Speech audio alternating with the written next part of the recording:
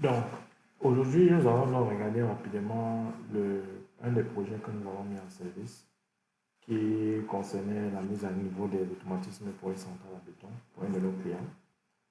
Donc, dans ce projet, le client avait installé une centrale à béton et il ne l'avait pas mise en service. Donc, quand on a été contacté, parce qu'ils avaient des problèmes pour la mise en service, on s'est rendu compte que le PC de supervision, donc leur architecture était comme ça, c'est-à-dire qu'ils avaient un PC de supervision avec une carte d'acquisition Interbus. Toute la logique de contrôle, il n'y avait pas d'automate. Il y avait juste des entrées-sorties déportées, le modèle Phoenix Contact en réseau Interbus. Donc toute la logique qui permettait de piloter tous les actionneurs et d'acquérir les signaux de la centrale était basée sur le PC qui servait aussi de PC de supervision. Et tous les systèmes de pesage étaient aussi sur le vieux Interbus. Et quand on est arrivé, on s'est rendu compte que ce PC était donc hors service, avec des disques durs hors service. Le client n'avait pas les sources, des backups, etc. La seule solution que nous avons pu trouver, c'était la reprise complète des automatismes. Donc ça, c'était une ancienne technologie parce que de nos jours, des nouveaux projets en Interbus, c'est un peu rare. Qu'est-ce qu'on a donc proposé? On a proposé de mettre un automate S7500 pour ne plus avoir toute la logique de contrôle comme sur un PC, mais cette fois-ci sur un automate, et de conserver. Ça aussi, c'est quelque chose sur lequel on souhaiterait attirer votre attention. On n'est pas venu dans le but de remplacer la totalité des matériels, non. C'est une solution optimisée d'un point de vue coût. Donc, on a conservé les entrées-sorties de la station Phoenix Contact, mais on a remplacé le coupleur de communication qui était en interbus. On l'a remplacé par un coupleur de communication au Profinet.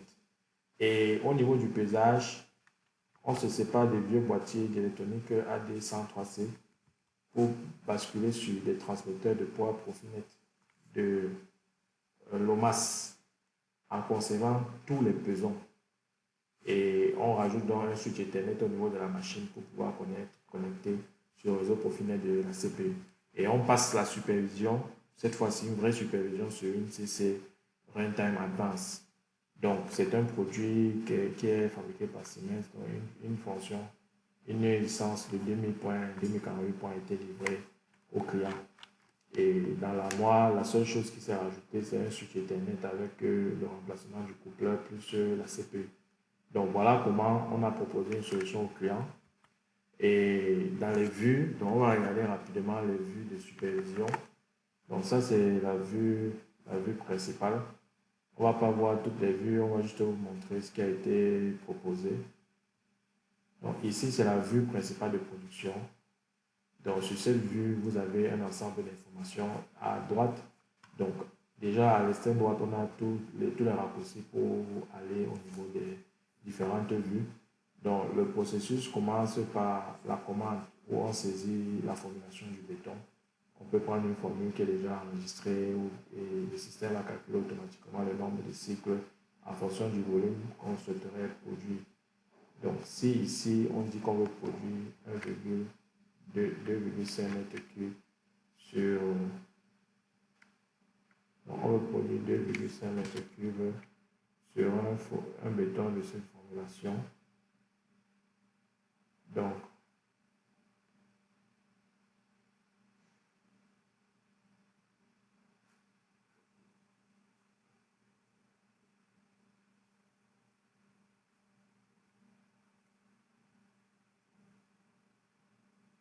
en validant les données de production, le système a calculé qu'il nous faut automatiquement deux cycles parce que justement, on a saisi un volume de commande de 2 mètres cubes, la capacité de la bétonnière étant de 1 mètre cube. Et là, on peut saisir les données des clients, des chauffeurs, etc. Définir si on veut prendre en compte la correction du pourcentage de l'eau déjà incluse parce qu'il y a un sonde d'humidité sur la machine. Donc, au niveau de la production, on a la séquence là. Pendant que le système évolue, la séquence, on peut voir les différentes étapes auxquelles on se trouve. On a des faceplates qui s'affichent quand on clique sur des indicateurs de poids à condition d'être logué. On a donc la possibilité ici de voir les différentes remises des produits, dans le ciment, l'eau, avec le dosage. On a la possibilité de commander des pompes en manuel, en automatique, Ici, on a tout le système de pesage et on a la consommation électrique qui est suivie en temps réel. Donc, globalement, voici une interface en machine entièrement épurée qui permet justement, on a un panneau de contrôle ici qui donne la phase au début, message opérateur, conditions initiales incorrectes. Les conditions initiales pour démarrer là ne sont pas correctes. Donc, quand tu cliques là, il a la liste de toutes les conditions initiales qu'il faut qu'il vérifie afin de pouvoir lancer sa machine. Et pendant la production, il y a des messages qui permettent d'assister l'opérateur pour lui donner des indications, ce qu'il faut faire, ce qu'il faut vérifier, etc. Donc, voilà globalement ce qu'on peut dire. Dans les vues, dans les vidéos qui suivent, vous allez très rapidement regarder comment la machine fonctionne et juger par vous-même. Voilà ce qu'on pourrait dire sur ce projet.